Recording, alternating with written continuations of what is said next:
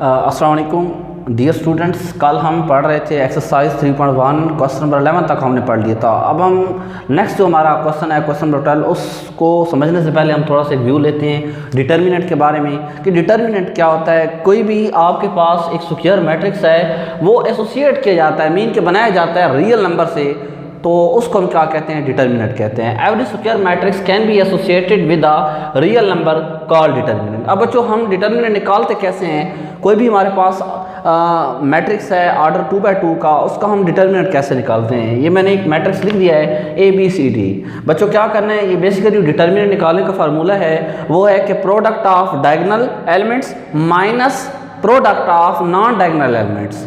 Mean के आपने पहले डायगोनल एलिमेंट्स को मल्टीप्लाई करना है, दरम्यान में माइनस का साइन, फिर प्रोडक्ट करना है नॉन डायगोनल एलिमेंट्स का। कोई भी हम लिख लेते हैं, कोई भी मैट्रिक्स लिखते हैं। ये देखिए मैं मैट्रिक्स लिख रहा हूँ डायरेक्ट, इसका मैं डिटर्मिनेंट ले रहा हूँ 2, 5, 3 और 1। अब बच्चों देखिए मैं इसका डिटर्मिनेंट, ये डिटर्मिनेंट ले रहा हूँ। आप क्या करें, सबसे पहले डायगोनल को मल्टीप्लाई करें। ये देखें 2 1 2 माइनस, अब क्या करना है, दरम्यान में माइनस का साइन आना है, फिर 5 3 15। ये क्या है, नॉन डायगोनल है, तो ये आपके पास कितना आंसर आ जाएगा, -13। ये बच्चों हमने निकालना सीखा है डिटर्मिनेंट। अब हम आ जाते हैं अर्जेंट की तरफ। कोई भी मैट्रिक्स है उसका हमने अर्जेंट निकालना है।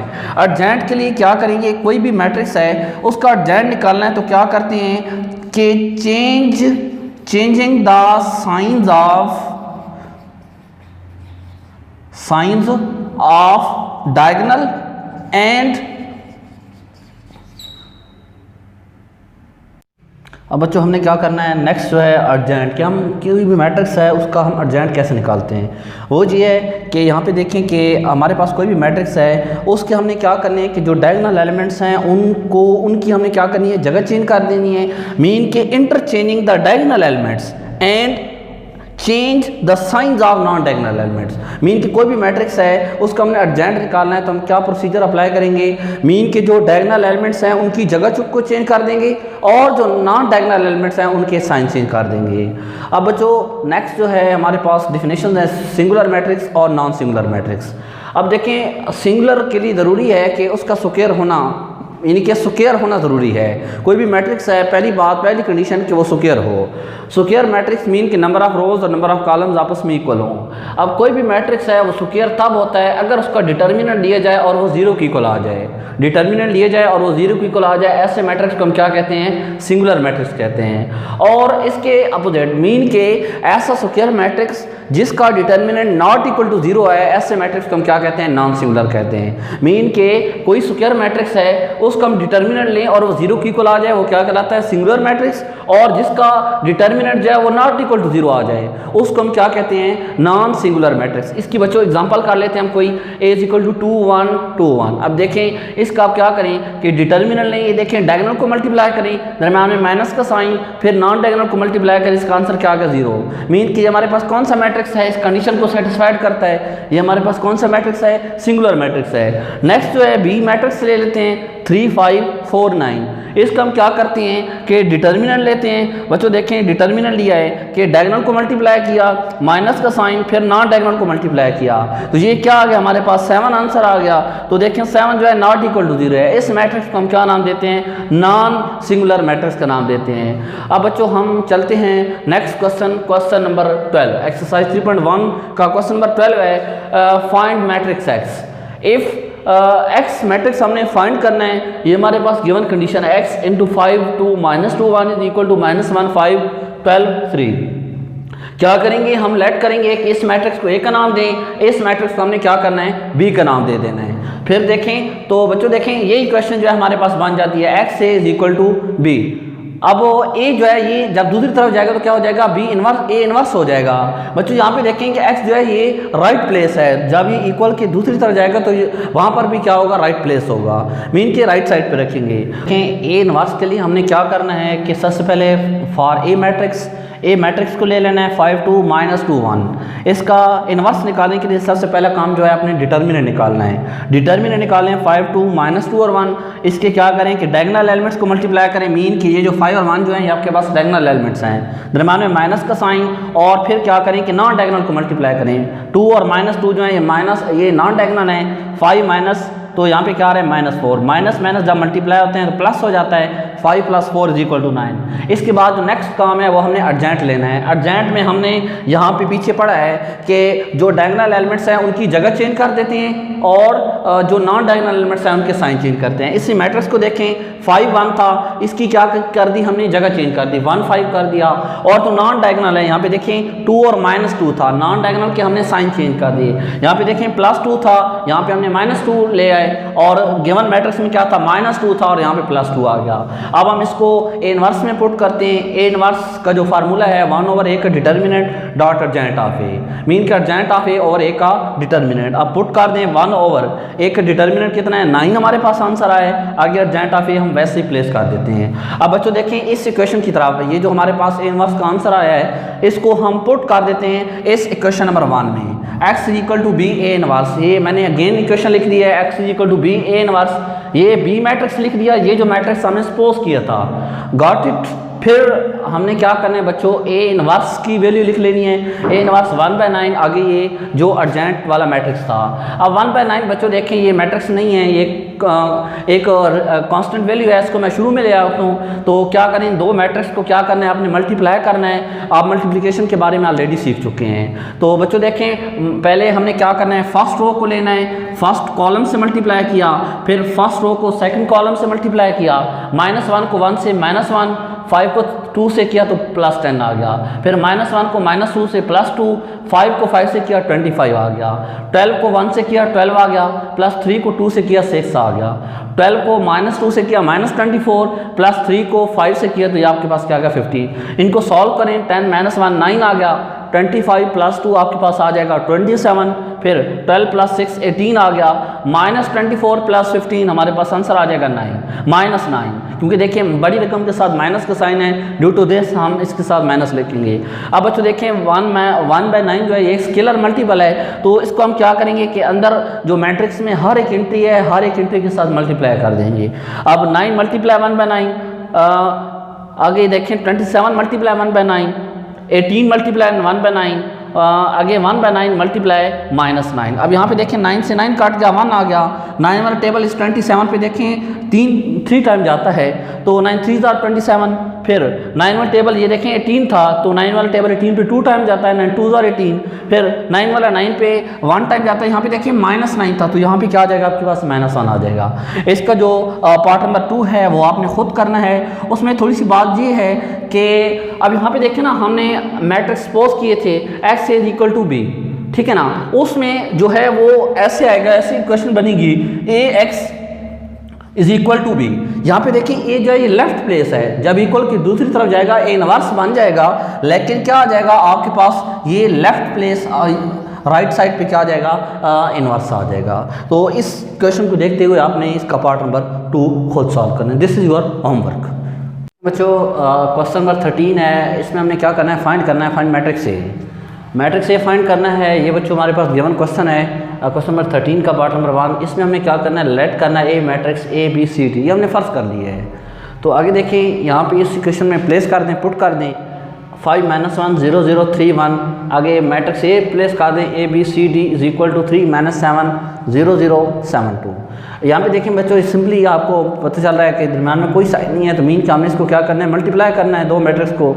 तो इसके लिए सबसे पहले हम जो कंडीशन चेक करते हैं क्या इनकी मल्टीप्लिकेशन पॉसिबल है। अब चेक कर दिया जी, एक कॉलम सेकंड कॉलम, इसमें रोज चेक करें, 1 रो सेकंड रो, मीन के फर्स्ट मैट्रिक्स में 2 कॉलम्स हैं और सेकंड मैट्रिक्स में 2 रोज हैं, तो इट्स क्लियर दैट कि इनकी मल्टीप्लिकेशन जो है पॉसिबल है। अब बच्चों हम क्या करते हैं, सिंपली इनकी मल्टीप्लिकेशन करते हैं। अब पहले फर्स्ट रो को लेते हैं, 5 को ए से करें 5, फिर -1 को सी से करें -c, प्लस माइनस माइनस, इस तरीके से फर्स्ट रो को सेकंड कॉलम से, 5 को बी से करें b, फिर -1 को डी से करें तो डी आ जाएगा।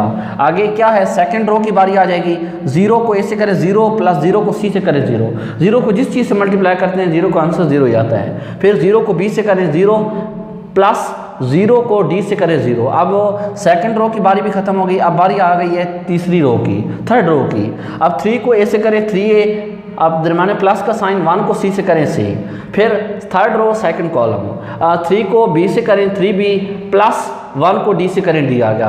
अब बच्चों देखें क्या है, दरम्यान में इक्वल है, तो हमने इक्वल मैट्रिक्स की डेफिनेशन पढ़ी थी कि उनके करस्पॉन्डिंग एलिमेंट्स को हमने क्या करना है, इक्वल कर लेना है। By definition of equal matrix mean के उनका ऑर्डर सेम है, देखिए इनका ऑर्डर सेम है, और मीन के इनके क्या होंगे, आपस में जो करस्पॉन्डिंग एलिमेंट्स हैं वो भी आपस में इक्वल होंगे। अब क्या करेंगे, 5a माइनस सी इसका करस्पॉन्डिंग एलिमेंट 3 है, 5b माइनस डी इसका करस्पॉन्डिंग एलिमेंट -7 है। अब देखें ये यहाँ पे क्या आ रहा है, 0 + 0, ये हम लिखते ही नहीं है, तो आगे देखें 3a + c = 7 और 3b + d = 2। अब क्या करते हैं, इक्वेशन 1 और 3 को सॉल्व करते हैं, क्योंकि देखिए इनमें कुछ जो कोफिशिएंट हैं वो 5a - c और 3a + c, इनकी जो टर्म है वो एक जैसी हैं। एडिंग करते हैं, adding 1 and 3, adding equation 1 and 3, 5a - c = 3, 3a + c = 7। अब देखिए -c और +c कैंसिल हो जाएंगे, और 5a + 3 8a, 7 + 3 = 10। अब 8 मल्टीप्लाई हो रहा है, दूसरी तरफ चला जाएगा, ये डिवाइड हो जाएगा 10/8। अब 2 वाला टेबल ले जाएं, 2 5 = 10, 2 4 = 8, एक आंसर आ गया हमारे पास 5/4। अब a की वैल्यू को आप पुट कर दें इसी इक्वेशन नंबर 3 में, आप पुट करें, put in equation 3, 3a + c था, 3 × 5/4 + c = 7। अब ये क्या हो जाएगा, 3 5 = 15/4। अब यहाँ पे देखें ये +15/4 है, जब ये इक्वल की दूसरी तरफ जाएगा, क्योंकि कांस्टेंट के साथ हमने सॉल्व करना है, तो ये माइनस हो जाएगा, 7 - 15/4, ये प्लस यहीं पे रहेगा। अब क्या इनका एलसीएम लें, 4 एलसीएम आ जाएगा, 4 7 = 28 -15 वैसे आ जाएगा, तो सी का आंसर आ गया आपके पास 13/4। इस तरीके से हम इक्वेशन नंबर 2 और 4 को सॉल्व करेंगे। 2 और 4 तो देखें, एडिंग इक्वेशन 2 and 4, ऐड करें 5b - d = -7, ये क्वेश्चन 2 है, क्वेश्चन 4 है 3b + d = 2। इनको ऐड किया, मीन -3 और +3 कैंसिल हो गए, तो आगे 5b + 3b, 5 और 3 कितने हो गए, 8b = -7 + 2, आपके पास आंसर आ जाएगा -5। प्लस कर रहे हैं तो आगे देखें 8 मल्टीप्लाई और उधर जाके डिवाइड हो जाएगा, -5/8। तो b को आप पुट कर दें क्वेश्चन 4 में, क्योंकि हमने d की वैल्यू निकालनी है, पुट इन 4, 3 × -5/8 + d = 2। अब ये क्या हो जाएगा, -15/8, 3 5 = 15 होता है, प्लस d = 2। अब क्या करें, -15/8 को उधर ले जाएं और इसका एलसीएम लें, ये आपके पास आ जाएगा 31/8। इसको इस मैट्रिक्स में पुट कर दें तो आपके पास आ जाएगा ए मैट्रिक्स आ जाएगा 5/4 -5/8 13/4 और 31/8। ये था आपका क्वेश्चन नंबर 13 का पार्ट नंबर 1। अब हम आते हैं पार्ट नंबर 2 की तरफ। बच्चों देखें पार्ट नंबर 2 जो है ये क्वेश्चन नंबर 12 की तरह सेम एज होना है, ठीक है। क्वेश्चन नंबर 2 जैसे कि आपने की है ये सेम है, क्वेश्चन नंबर 12 की तरह आप करें तो ये आपका क्वेश्चन हो सकता है, ये आपने खुद करना है, ये आपका होमवर्क है। अब हम चलते हैं क्वेश्चन नंबर 14 की तरफ। बच्चे नेक्स्ट क्वेश्चन है question number 14, show that r cos phi 0 - sin phi 0 r 0 r sin phi 0 cos phi 0 sin phi 0 1 0 -r sin phi 0 r cos phi, ये हमने साबित करना है इक्वल टू r(i3) i3 का मतलब क्या है कि हमने आइडेंटिटी मैट्रिक्स शो करना है, i रिप्रेजेंट कर रहा है कि आइडेंटिटी मैट्रिक्स हमने साबित करना है, और 3 मीन कि उसका ऑर्डर 3 हो, 3/3 मीन के 3 रोज़ हों और 3 कॉलम्स हों। हम क्या करते हैं, इनकी इन दो मैट्रिक्स की लेफ्ट हैंड साइड लेते हैं, ये दो मैट्रिक्स जो हैं इनकी ये लेफ्ट हैंड साइड है, इनकी लेफ्ट हैंड साइड हम लेते हैं, इनको मल्टीप्लाई करते हैं।